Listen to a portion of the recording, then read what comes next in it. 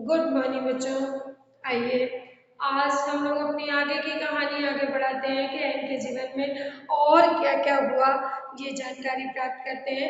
मंगलवार का दिन 13 जून 1944 को उन्होंने अगला पत्र किटी के लिए लिखा।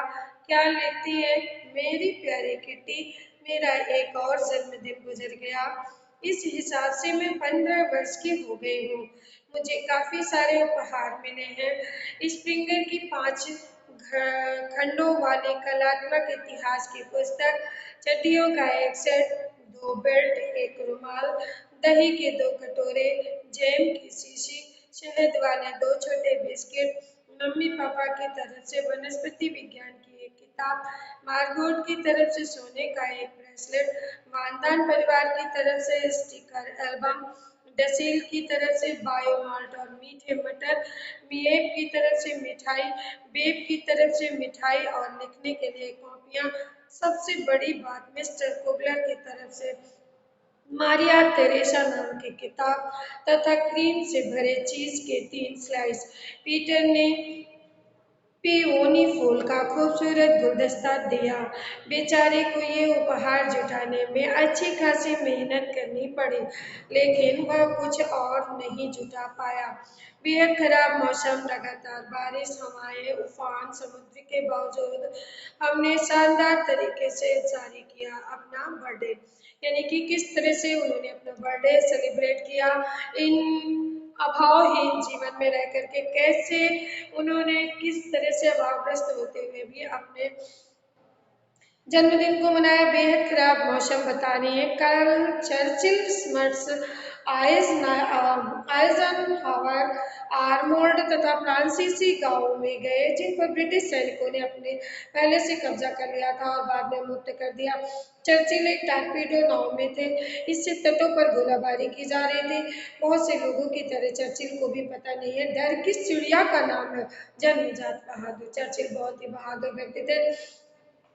यहाँ हमारी एनेक्सी की गिलेबंदी से डच लोगों के मूड के था पाना बहुत मुश्किल है।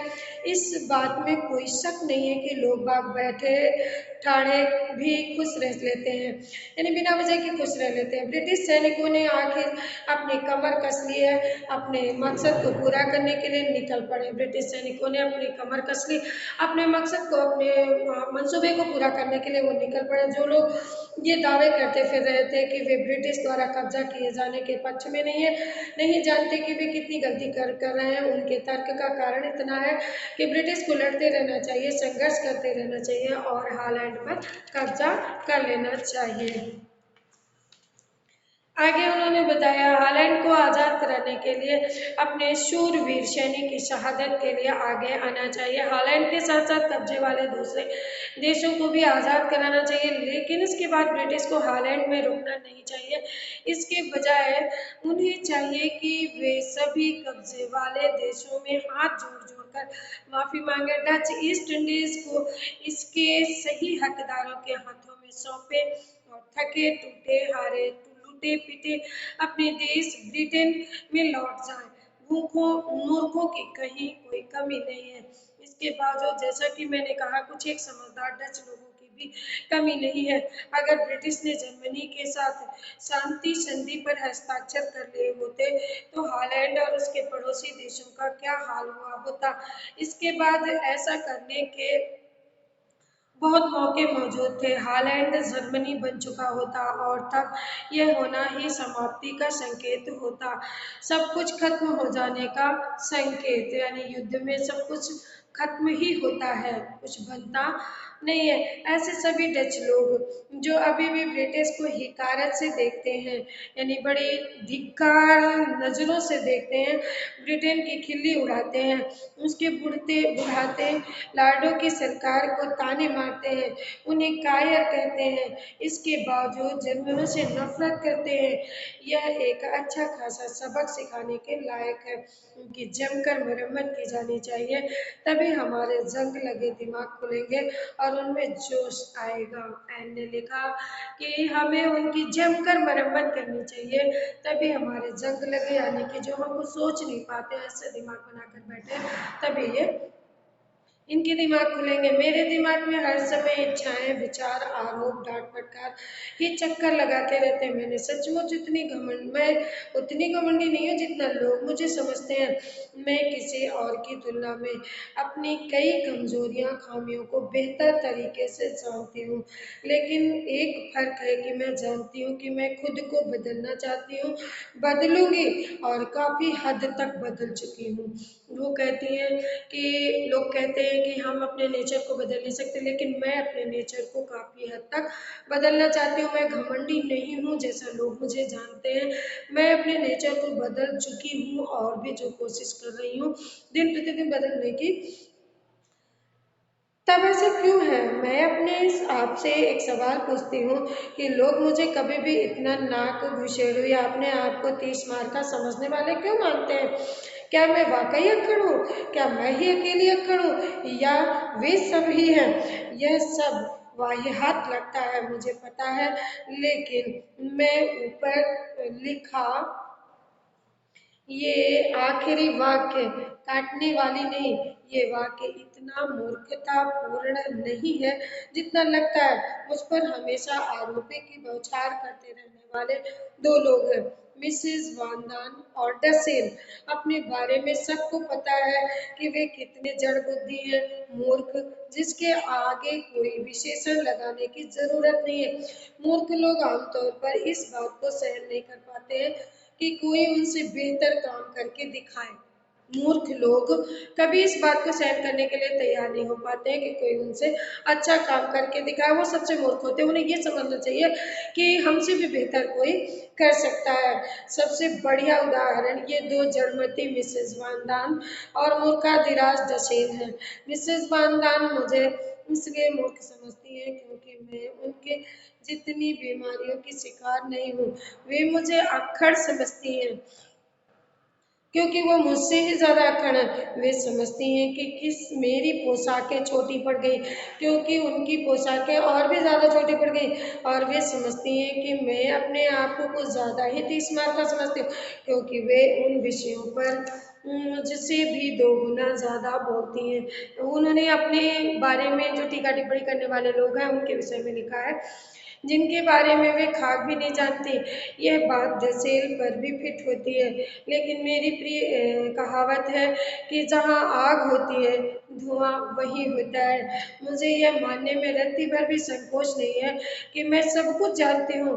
मेरे व्यक्तित्व के साथ सबसे मुश्किल बात यह है कि मैं किसी भी और व्यक्ति की तुलना में अपने आप को सबसे धिक्कारती हूँ। यदि माँ अपनी सलाहें देना शुरू कर देती है तो उनके उपदेशों की पोटली इतनी भारी हो जाती है कि मुझे डर लगने लगता है कैसे होगी इनसे मुक्ति।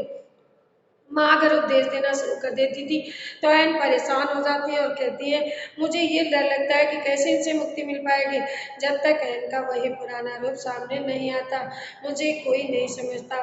ये वाक्य मेरा हिस्सा है। बेशक लगे कि ऐसा नहीं होगा, फिर भी इसमें थोड़े से सच का अंश है। कई बार तो मैं अपने आप को प्रताड़ित करते हुए इतनी गहरी उतर जाती हूँ कि शांतनाथ के 2 बोल सुनने के लिए तरस जाती हूँ। कहती मैं कभी कभी अपने विषय में सोचती हूँ तो मैं इतनी गहराई में चली जाती हूँ कि मुझे कोई सांत्वना देने वाला नहीं होता है। और कहती काश, मुझे ऐसा लगता है कि काश कोई आए और कोई तो होता जो मेरी भावनाओं को गंभीरता से समझ पाता। अफसोस ऐसा व्यक्ति मुझे अब तक नहीं मिला, इसलिए तलाश जारी रहेगी। मुझे पता है कि तुम पीटर के बारे में सोचकर हैरान हो रही हो, नहीं क्या किटी? क्या तुम सोच रही होगी कि क्या पीटर भी तुम्हें नहीं समझता? मैं जानती हूँ ये सच है। पीटर मुझे प्यार करता, गर्लफ्रेंड की तरह नहीं बल्कि एक दोस्त की तरह। उसका स्नेह दिन प्रतिदिन बढ़ता ही चला जा रहा था, लेकिन कई बार कोई रहस्यमयी ताकत इन दोनों को पीछे की तरफ खींचती है। मैं नहीं जानती कि वो कौन सी शक्ति है। कई बार मैं सोचती हूँ कि मैं उसके पीछे जिस तरह प्रेम दीवानी बनी रहती हूँ उसे बढ़ा चढ़ा कर बता रही हूँ, लेकिन ये सच नहीं है। इसका कारण यह है कि अगर मैं उसके कमरे में 1-2 दिन के लिए न जा पाऊँ तो मेरी बुरी हालत हो जाती है। मैं उसके लिए तड़पने लगती हूँ। पीटर अच्छा है, भला लड़का है, लेकिन उसने मुझे कई तरह से निराश किया है। धर्म के प्रति उसकी नफरत, खाने के बारे में उसकी बातें करना, इस तरह की और कई बातों से मैं बिल्कुल ही उसे पसंद नहीं करती हूँ। उसकी वो बातें मुझे अच्छी नहीं लगती हैं। आगे उन्होंने बताया, इसके बावजूद भी मुझे पक्का यकीन है कि हमने जो वादा किया है कि कभी झगड़ेंगे नहीं, हम उस पर हमेशा टिके रहेंगे। पीटर शांतप्रिय, सहनशील, बेहद सहज, आत्मीय व्यक्ति हैं। वह मुझे कई ऐसी बातें भी कह लेने देता है जिससे कहने की वह अपनी मम्मी को भी इजाज़त नहीं देता। वह दृढ़ निश्चयी होकर हम मुहिम पर जुटा हुआ है कि वह इस मुहिम पर जुटा हुआ है कि वह अपने पर लगे हुए सभी इल्जामों से अपने आप को माफ कर सके और अपने काम काज में सलीका लाए। इसके बावजूद वह अपने भीतरी स्व को मुझसे छुपाता है। उसके अंदर जो ईगो है, स्वयं को अभिमान है उसके अंदर, उसको वो छिपाता क्यों है? मुझे कभी भी इस बात की अनुमति नहीं देता है कि मैं उसमें झांकूं। वो कभी ये परमिशन नहीं देता है हमको कि मैं उसके अंदर की बातों को जान सकूं। निश्चय ही वह मेरी तुलना में ज़्यादा गुनाह है, लेकिन मैं अनुभव से जानती हूँ। हालांकि मुझ पर लगातार आरोप लगाया जाता है कि जो कुछ भी जानना चाहिए वह मैं थ्योरी से जानती हूँ, व्यवहार से नहीं। कि कई बार ऐसे घुने लोग भी इस जिनसे संवाद कर पाना बहुत मुश्किल होता है और अपनी बात किसी से कह पाने की उत्कट चाह लिए होते हैं। कहती है बहुत से लोग ऐसे हैं जिनसे अपनी बात कह पाना बड़ा मुश्किल होता है। इस तरह से उन्होंने पीटर के व्यक्तित्व का वर्णन इस पैराग्राफ के माध्यम से किया है। पीटर और मैंने दोनों ने अपने चिंतनशील बरस इनेक्सी में बिताए। हम अक्सर भविष्य, वर्तमान और अतीत की बातें करते रहे, लेकिन जैसा कि मैं तुम्हें बता चुकी हूँ, मैं असली चीज की कमी महसूस करती हूँ और जानती हूँ कि वह मौजूद है। क्या इसका कारण यह है कि मैं अरसे से बाहर नहीं निकली हूँ और प्रकृति के लिए पागल हुई जा रही हूँ? मैं उस वक्त को याद करती हूँ जब नीला आसमान, पक्षियों की चहचहाने की आवाज, चांदनी और खिलती कलियां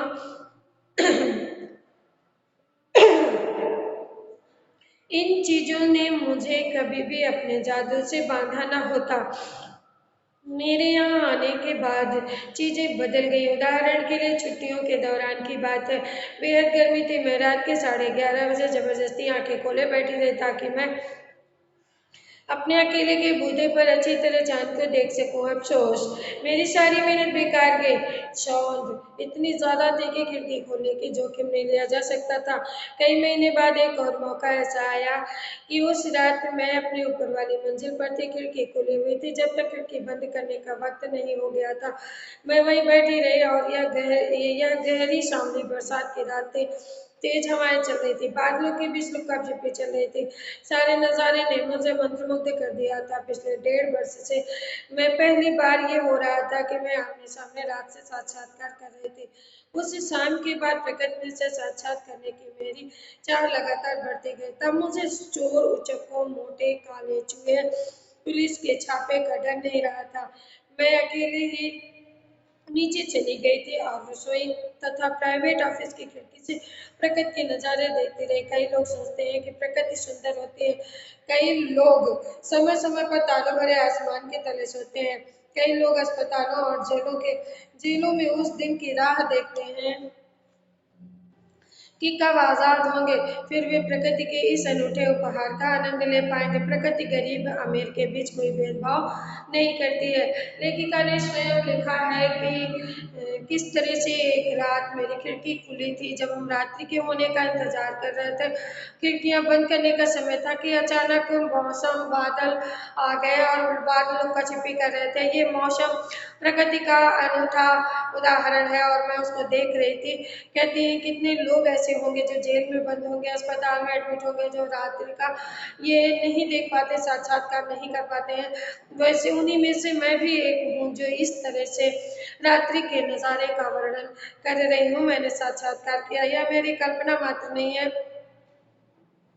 आसमान, बादलों, चांद और तारों की तरफ देखना मुझे शांति और आशा की भावना से सराबोर कर देता। उन्हें अच्छा लगता है रात का देखना। यह वैलेरियन या ब्रोमाइड की तुलना में आजमाया हुआ बेहतर नुस्खा है। शांति पाने की रामबाण दवा। प्रकृति मुझे विनम्रता का उपहार देती है। इससे मैं बड़े से बड़ा धक्का भी हिम्मत के साथ झेल जाती हूँ। लेकिन किस्मत का लिखा यही है कि कुछ एक दुर्लभ अवसरों को छोड़कर मैं मैल से चीकट हुई खिड़कियों में ठूसी गंदे पर्दों में भी प्रकृति को बहुत ही कम निहार पाती हूँ। इस तरह से देखने से आनंद लेने वालों की सारी भावना ही मर जाती है। प्रकृति ही तो एक ऐसा वरदान है जिसका कोई स्थान ही नहीं है। कहते हैं प्रकृति अच्छी तो लगती है लेकिन इस तरह से देखने का मन नहीं करता है क्योंकि खिड़कियां गंदी है, खिड़की में गंदे संदे पर्दे हर समय ठूसे रहते हैं। चोरी छिपे से प्रकृति का नजारा लेना कुछ अच्छा नहीं लगता। कई प्रश्नों में एक प्रश्न जो मुझे अक्सर परेशान करता रहता है और मैं अभी भी समझा जाता है यह कह देना बहुत ही आसान है कि ये गलत है, लेकिन मेरे लिए इतना ही काफी नहीं है। मैं इस विराट अन्याय के कारण जानना चाहती हूँ। संभवतः पुरुषों ने औरतों पर शुरू से ही इस आधार पर शासन करना शुरू किया था कि उनकी तुलना में शारीरिक रूप से ज्यादा सक्षम है। यहाँ महिला और पुरुष के बीच भेदभाव का वर्णन ये करती है। उन्होंने कहा पुरुषों ने महिलाओं के साथ अनुशासन किया, उनका शोषण किया, शायद इसलिए कि उनको लगता था कि शारीरिक तुलना में वो उनसे ज्यादा सक्षम है।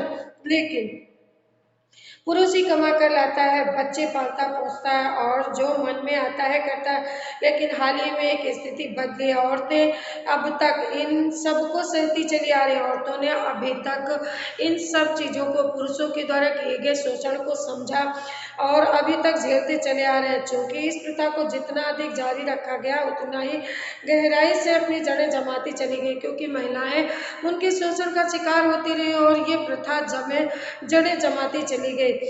जब औरतों ने आंखें खोली है तो ये शिक्षा, काम तथा प्रगति ने औरतों की आंखें खोल दिया। औरतें शिक्षित हुई, काम करना शुरू किया, उनकी प्रगति हुई तो उनकी आंखें खुली। क्या कई देशों में तो उन्हें बराबरी का हक दिया जाने लगा।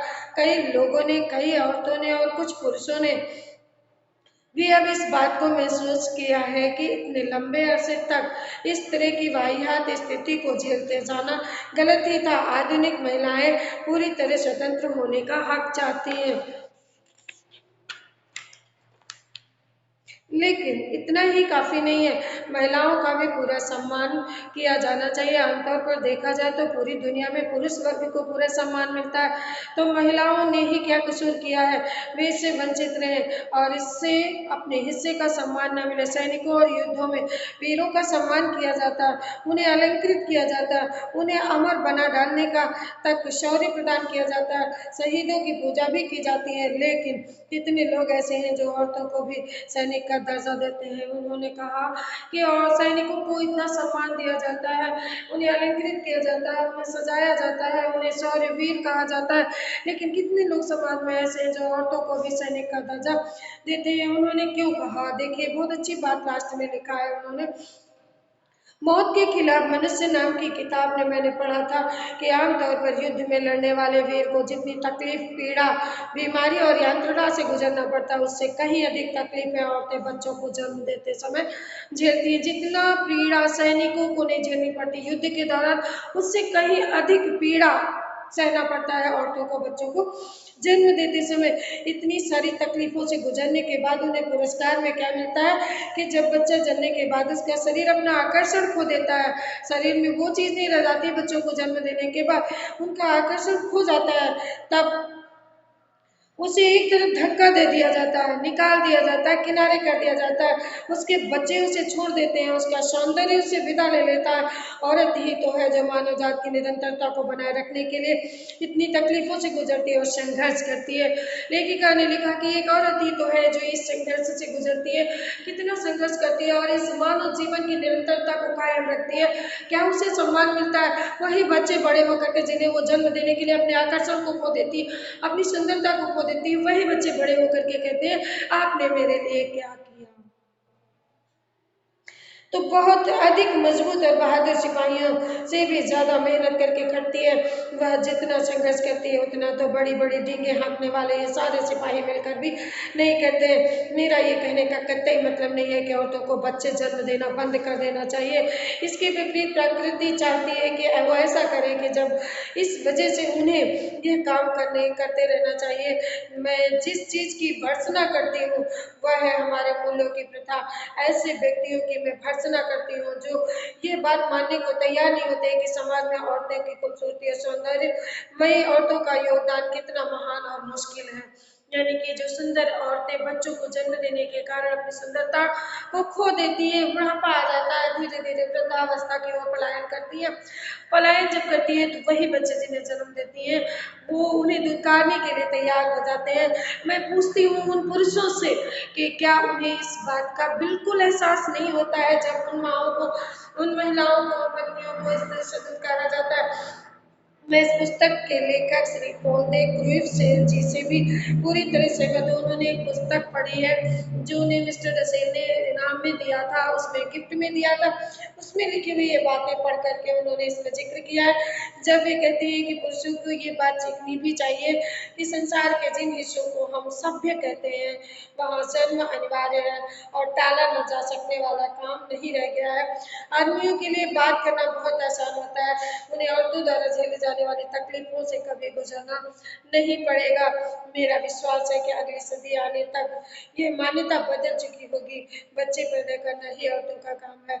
औरतें ज्यादा सम्मान और सराहना की हकदार बनेंगी। कहती हैं कि मैं तो इस पीढ़ी की जिम्मेदार नहीं हूँ लेकिन आगे आने वाली पीढ़ियों में ज़रूर मैं उम्मीद करती हूँ कि महिलाओं को सम्मान मिलेगा। वो कोई बच्चा पैदा करने वाली मशीन मात्र बन के नहीं रह जाएंगी, उन्हें भी सम्मान मिलेगा पुरुषों के बराबर। और औरतें ज़्यादा सम्मान और सराहना के हकदार भी बनेंगी। वे सब औरतें जो एक ऊप भी किए बिना, ये लंबे चौड़े बखानों के बिना ये तकलीफें सहती हैं, ये वही औरतें हैं जिन्हें सम्मान मिलेगा जो इतनी लंबी चौड़ी तकलीफों को उफ तक नहीं करती हैं और सहन करती रहती हैं। तो बच्चों इस तरह से एन जी ने लास्ट में महिलाओं के लिए कुछ लिख दिया है और बहुत सही बात लिखा है। हाँ, तो हम सभी इन पंक्तियों के माध्यम से ये जानना चाहेंगे कि हमें हमेशा महिलाओं का सम्मान करना चाहिए, चाहे वो बहन के रूप में हो, चाहे पत्नी के रूप में हो, चाहे माँ के रूप में हो, चाहे दादी माँ के रूप में हो, यानी वो किसी भी रूप में हमारे सामने आती है तो हमें उनका सम्मान करना चाहिए। हमें कभी भी उन्हें अपमानित नहीं करना चाहिए क्योंकि शायद वो न होती तो आप नहीं होते। ठीक है, आप इस दुनिया में आए हैं तो ये उनकी देन है। उन्होंने बहुत कुछ खोकर, बहुत पीड़ा सह करके तुम्हें इस दुनिया को दिखाया है, तो दुनिया को दिखाने वाले को कभी दुत्कारना नहीं, कभी अपमान नहीं करना, हमेशा सम्मान की दृष्टि से देखना। चाहे सड़क में चल रही कोई भी महिला आपको परेशान दिखे, उसकी मदद करने के लिए हमेशा तत्पर रहना। धन्यवाद।